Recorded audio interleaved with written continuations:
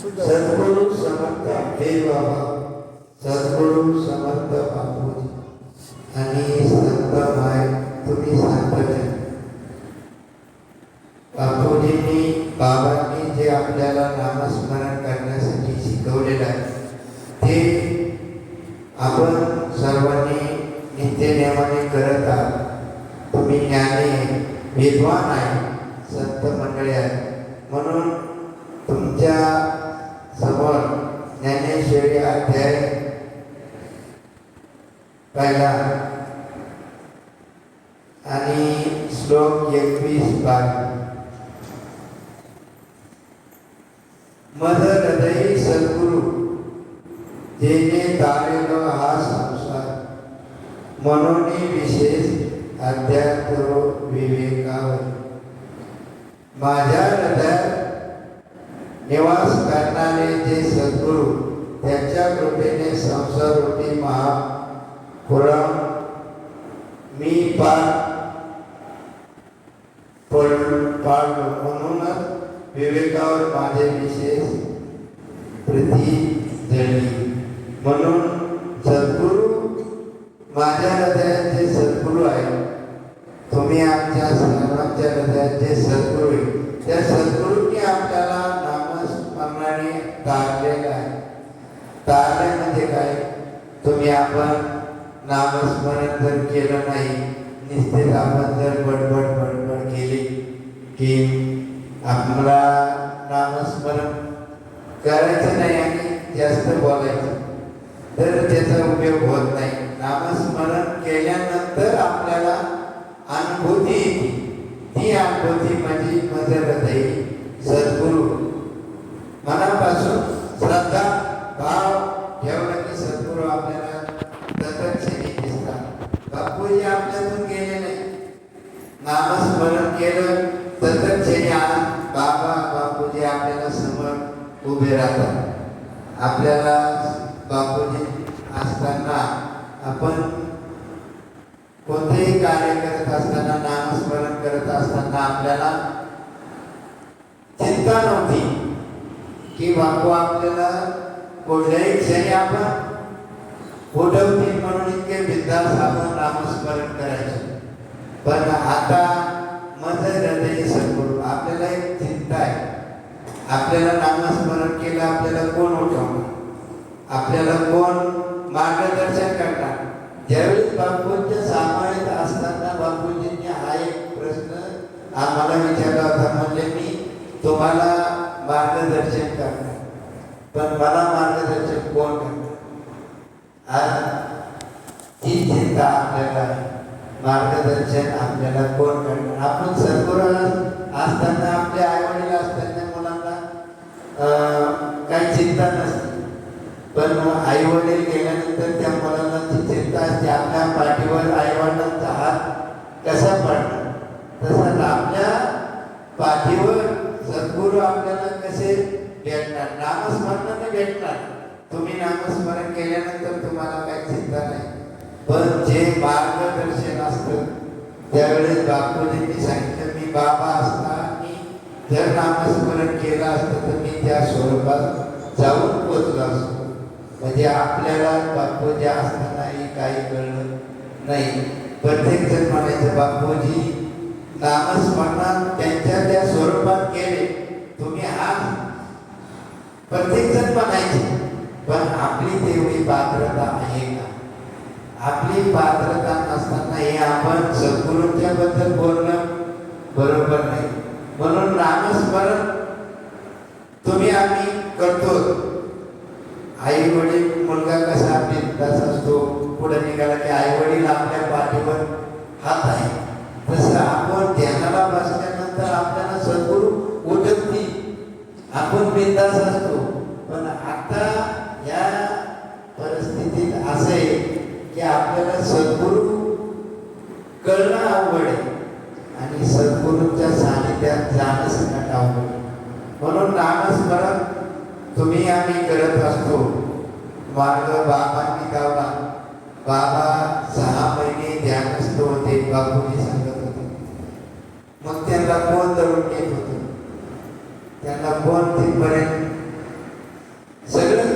त्यांच्या सद्गुरूंनी केलं ना, त्यांचे गुरु त्यांनी सांगितले, माझे गुरु जरी कसले असले तरी त्यांनी त्या पद्धतीने नामस्मरण केलं आणि माझ्या गुरूंनी मला ते सांगायचे, बाबा जाऊन सांगायचे गुरूंना की तुम्ही योग पातंजली शास्त्र वाचा आणि पुढे नामस्मरण करा. आपले सद्गुरू तर असे काहीच नव्हते सांगत, बापूजी आम्ही तुमच्या पाठीचे, तुम्ही बिनधास्त किती वेळ बसा, 72 तास 12 तास 36 तास तुम्ही आम्ही सगळे बसलेलो.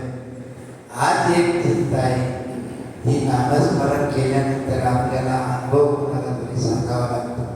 म्हणून ती चिंता नामस्मरण केल्यानंतर कुणालाही सांगू नये, सद्गुरू सोडून ती कुणालाही सांगू नये. तुमचं काय सांगतं ते नामस्मरण तिथंच थांबलं जाईल.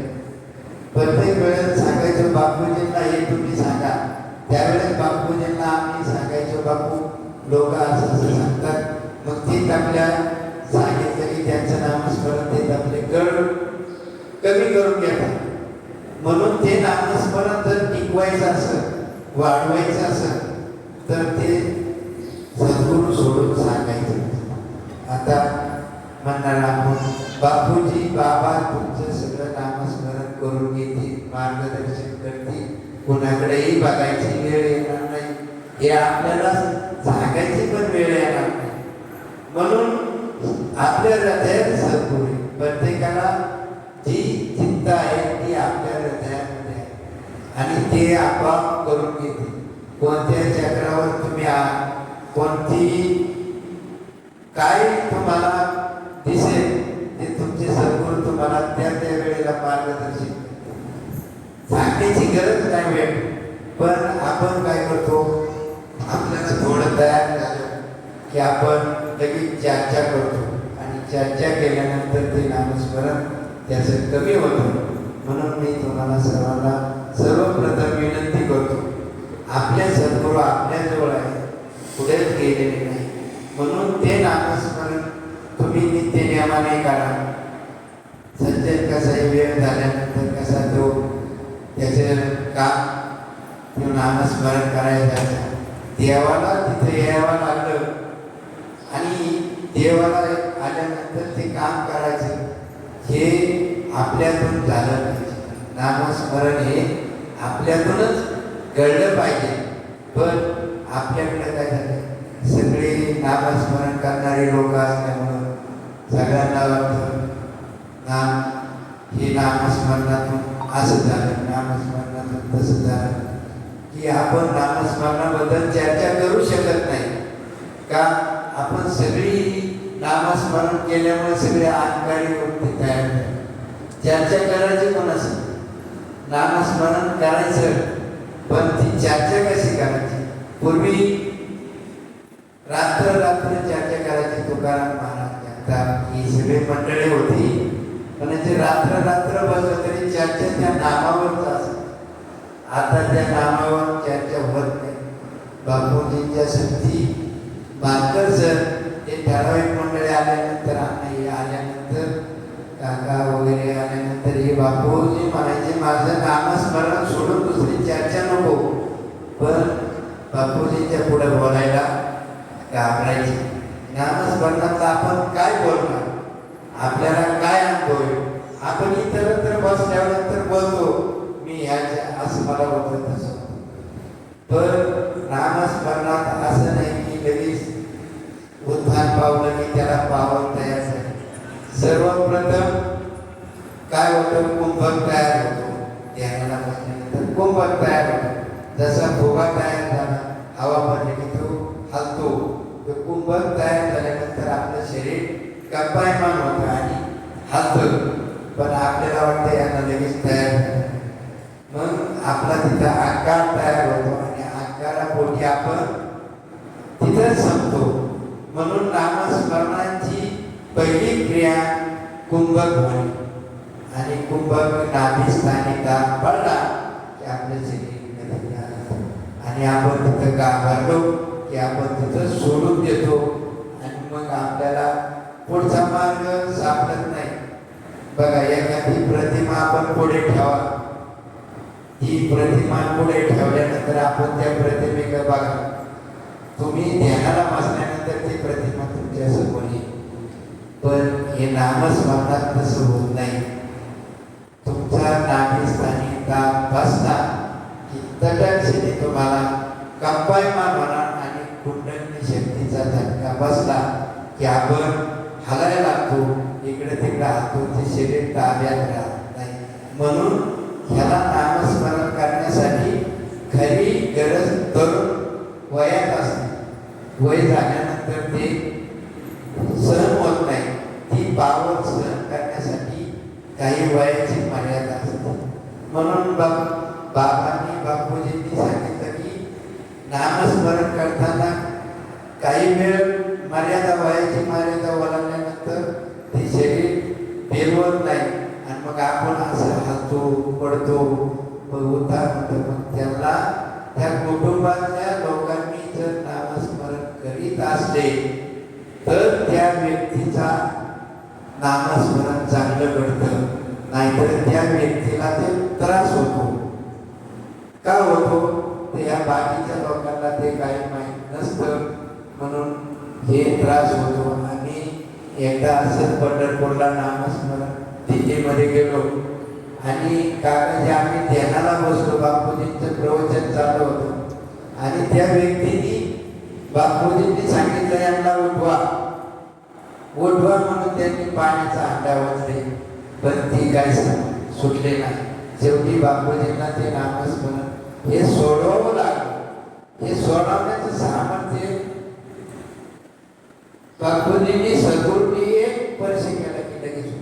पण आता आपल्याला संकल्प करावा लागला. आता कोणी उठवणार नाही.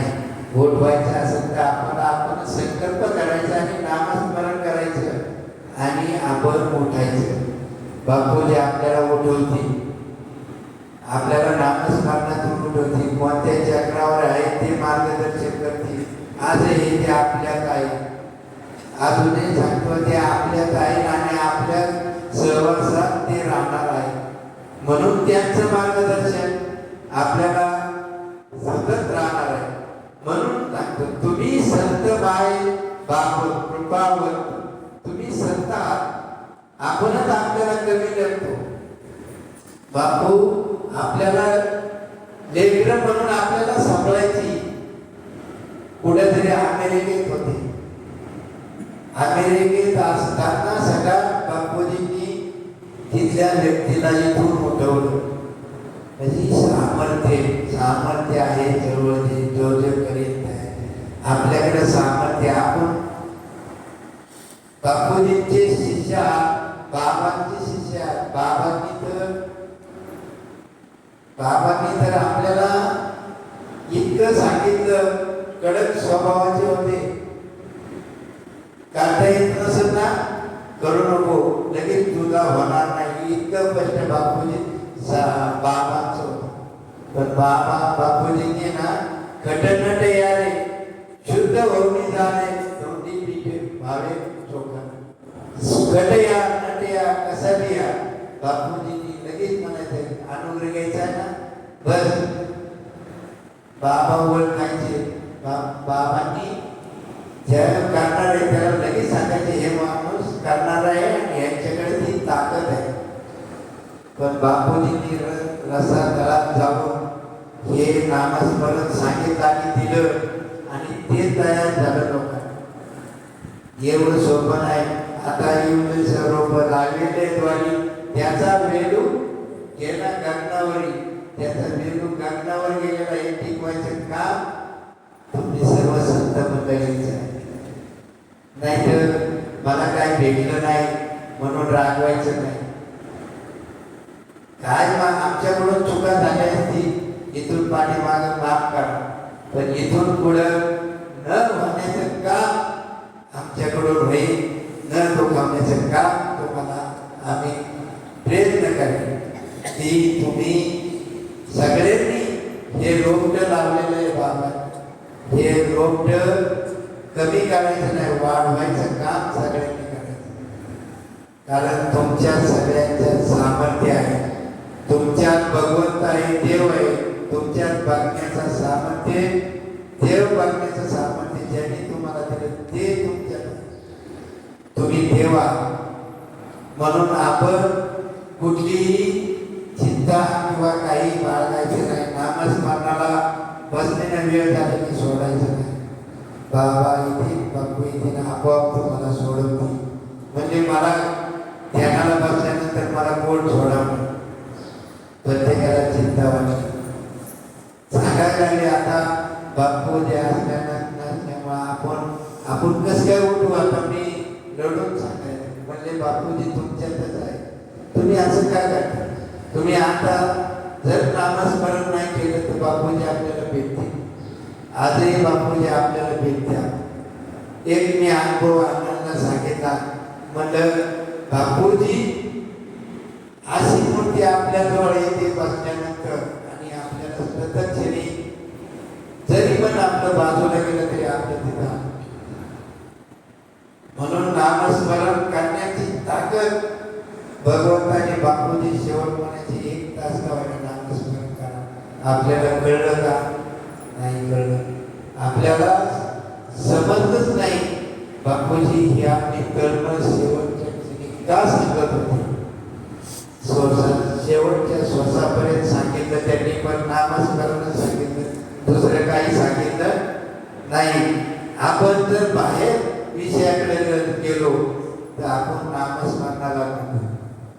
आपण प्रवचन हे सगळं जर करत राहिलो आणि आपण म्हणतो नामस्मरण तुम्ही पाहता प्रवचन केलं, ह्या गोष्टी गौणी, नामस्मरणापेक्षा ह्या गोष्टी गौणी. म्हणून तुम्ही ज्या पात्रतेत आहात ती पात्रता तुम्ही कमी समजू नका. तुम्ही ज्या वेळेस तुमचा अर्थ असं उत्थान होतं ना त्यावेळेस सगळं शरीर कंपायमान होतं आणि आत घेतलं जातं आणि नाभिस्थानी दाब बसतो आणि कुंडली शक्ती जागृत झाल्यानंतर आपल्याला सर्व मिळतं. पण आपण कमी करतो. का कमी करतो? एवढं झालं बाद झालं, 1 तास झालं बाद झालं. बापू सांगायचे 5 मिनिटं करा, 10 मिनिटं करा. शेवटी सांगायला लागले 1 तास तरी का व्हायला. आपल्यासाठी 1 तास द्या, आपल्या ध्येयासाठी 1 तास द्या.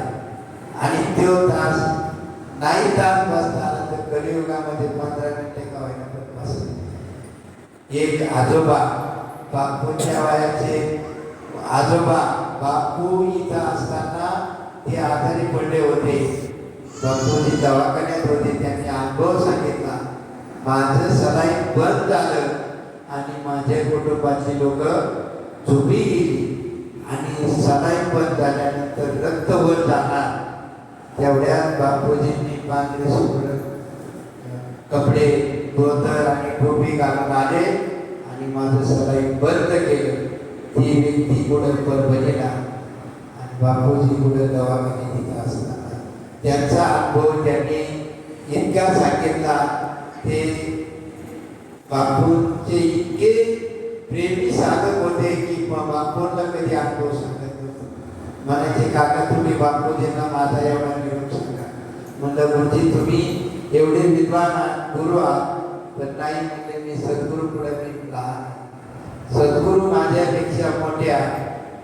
त्यांनी ह्या गोष्टी इतक्या पाळल्या आणि त्यांना त्या नामस्मरणात आपा त्यांचे शरीर 90 वर्षाचं शरीर आहे, पण त्यांनी नामाच्या पावाने असे खेळलं आणि त्यांनी नामेस्थानी दाब दिल्याबरोबर त्यांचं सगळं रोग हे झालं.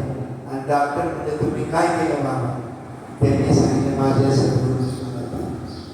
आपल्याकडे एवढं मोठं सामर्थ्य असताना आपण कमी का पडतो हे बापूजींना खंत वाटत. बापूजी एकदा म्हणले होते मी आहे, तुम्ही नामस्मरण करा, पिऊ नका, किती वेळ बसा, काय करायचे ते मी करतो, पण तुम्ही अजिबात ध्यान सोडू नका.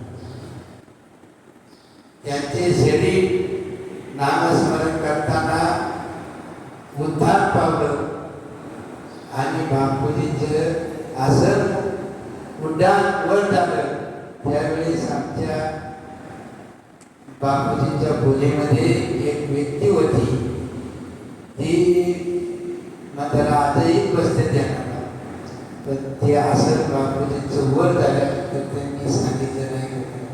बापूजींचा शब्द होता की तुम्ही कोणाला सांगायचं, त्या आजही त्यांनी पाळला. म्हणजे जुनी व्यक्ती शब्द पाळतात आणि आपण पुढेही नामस्मरणात थोडं झालं तयार की आपण जास्त सांगतो, तुला काय होतं मला सांग. हे बापूजींच्या काळातही मी सांगत होतो की कोणी सांगू नका, कोणी बोलू नका. एकच व्यक्तीने आबांचं उदाहरण बापूजींनी सांगितलं की तुम्ही नामस्मरण दुसऱ्याला विचारू नका, तरी ते बापूंना विचारायचा प्रयत्न करायचे. पण भाऊ अडाणी असताना सगळा वेद बोलले, बापूंच्या समोर त्यांनी देह ठेवला, पण कुणालाही आम्ही एवढे समोर असताना कुणाला समजलं नाही. ते सद्गुरूंना कळलं. मग सद्गुरू आता सगळ्यांना आपल्याला का कळत नाही? सद्गुरू आपल्याला समजत नाही, आपल्याला ताकतात, आपल्या नसा नसामध्ये आपल्याला काय हे असं सगळं रोग राहते घालवत. मग आपल्याला नामस्मरण करताना या आठवणी येतात. आता तुम्हाला बापूजींच्या बद्दल एवढं काय आहे, बाबांच्या बद्दल एवढं काय आहे, सानिध्यात राहिल्या सानिध्यात असल्यामुळे एवढं मोठं आहे. पण ते सांगणे एवढं बापूंनी त्याच्यावर कंट्रोल करायला सांगितलं. जास्त सांगायचं नाही, जास्त बोलायचं नाही, नामस्मरण करायचं. कुणी काही विचारलं तर नामस्मरणातलं सांगायचं नाही. हे त्यांनी दिलेला नियम आम्ही पाळला. पण सर आमच्याकडून काढून घेण्याचा प्रयत्न करत होते. सरांनी ते सांगायचे बरोबर आहे, विचारायचे, त्यांची एक तळमळ होती. सर काय म्हणजे असं सांगत काढण्याचं काही नाही, कारण त्यांच्याकडं तेच की तुम्ही कोणत्या स्थितीवर आहात, बापूजी सांगतात का ते बरोबर आहे, हे बरोबर आहे. त्यावेळेस लोंढे काका आणि ते तुम्ही विचारलेलं मला ते आठवण. लोंढे काकांनी अभ्यास पुढे गेला की आज नंतर दुसऱ्या दिवशी बसायचे, तुम्ही सांगा पुढल्या चक्रावर आहे. आणि लोंढे काकांनी विचारलं की ते सांगितलं की ते म्हणायचे बरोबर, म्हणून ते तुमचं लोंढे काका सारखं तयार झालं. तुम्ही विचारायचे पुढे काय होणार ते कळायचे, हे खरं आहे का खोटे लोंढे काका बघायचे. त्यावेळेस नामस्मरण करायला हॉल पूर्ण भरत होता. बापूजींचे हे पूर्ण एवढं सुटायचं, एवढ्या मुलांना उठायचं. आता काय सगळे एवढे लोक बसणार नाही आणि एवढं काय उठायला लागणार असं मला तरी वाटतं. कारण त्यावेळी ती वेळ वेगळी होती. बापूंनी तरुण पिढी तयार केली होती. आता तरुण पिढी तयार करायची म्हटलं तरी थांबा तुम्ही म्हणतात, बाप्पा तुम्ही थांबा, मी करतो नामस्मरण, पण मला तयार होईल का नाही याची गॅरंटी नाही. म्हणून आता तुम्ही सर्वांनी इथून पुढच्या काळात आपण सर्वांनी हे वृक्षवले आपल्याला वाढवायचे, म्हणून सगळ्यांनी साथ द्यायची. तुम्ही रिटायर झाले म्हणून तुम्हाला सोडणार नाही, तुम्हाला येणे गरजेचे आहे. तुम्हाला सोडून देणार नाही, तुम्हाला घरी जाऊन घेऊन येणार. कारण हे बाबांचं बापूजींचं लोंढे काकांचं विचार हे तुमच्याकडे आहे, हे जगाला वाटले पाहिजे आणि दिलं पाहिजे. म्हणून नानांच्या तुम्ही बसल्यानंतर तुम्हाला कोण उठवायचं, आता कोण उठवायचं शुद्ध संकल्पाचा दादा. संकल्प केला बापू म्हणजे संकल्प केला की तुम्हाला त्या टायमाला. म्हणून आपण सर्वांनी नामस्मरण करीत आहात. म्हणून मी तुम्हाला का आनंद विचारला, अर्धा तास प्रवचन करेल. आपल्या सगळ्यांच्या भावना व्यक्त करायच्या, सद्गुरूच्या बद्दल ज्या दिवशी दसक्रिया होतात त्या दिवशी कोणाला बोलता आलं नाही, आपल्या सर्व साधक बंधूंना. म्हणून ह्या पौर्णिमेच्या अर्धा तासच प्रवचन करणार हे अण्णांना सांगितलं होतं. का तर आपल्या शिष्यांचं मनोगत गुरुबद्दल झालंच पाहिजे. का मनातल्या भावना आपण बोलू का बोलू आणि का सांगू नये हे सांगण्याचं सामर्थ्य बापूजींनी बाबांनी आपल्याला दिलेलं आहे. म्हणून तुम्ही ना न डगमगता आपल्या मनातल्या भावना व्यक्त केल्या पाहिजे. का हे मी सांगू शकत नाही. तुमच्या मनात रुकते, मला काहीतरी बोलायचं होतं, मला काहीतरी सांगायचं होतं, माझं मन दडपणात काय राहतंय, मला काहीतरी बोलायचे म्हणून मी तिथपर्यंत मला 2 शब्द बोलतो, विनंती केली.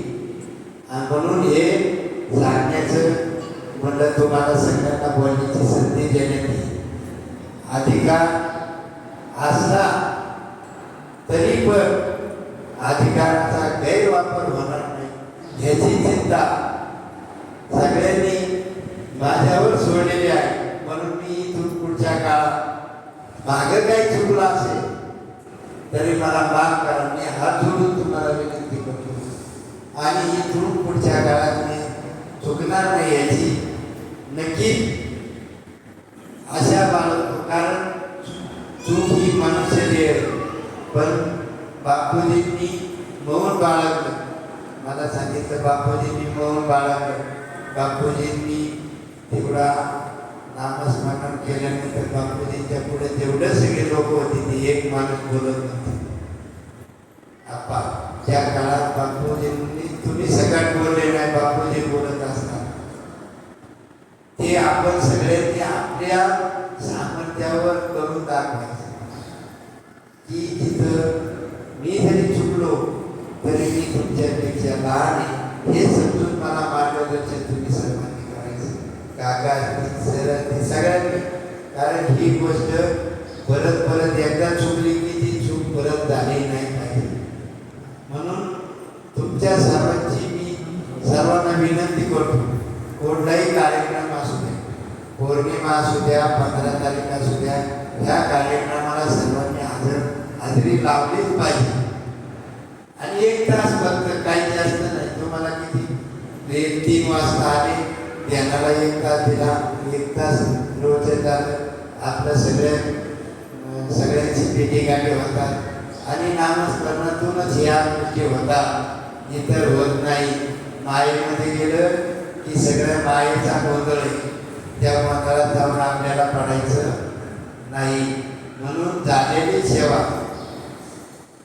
कंप्लेंट झालेली सेवा सद्गुरूच्यांनी अर्पण करतो आणि तुमच्या हृदयातल्या पांडुरंगाच्यांनी अर्पण करून झालेली सेवा अर्पण करून रोज एक सेवा संपवतो. कुंडलिका